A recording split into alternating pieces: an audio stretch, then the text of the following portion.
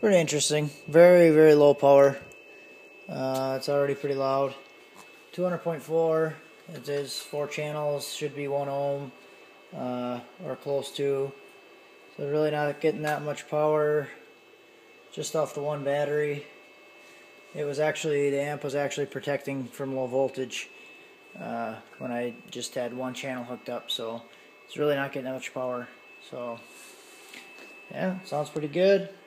Sounds like it plays, sounds like it's peaking kind of high, which is what I was looking for. I wanted it to peak in the 50s, low 50s, maybe high 40s. So we'll see what it does after I adjust the port a little bit, but I think it'll get loud.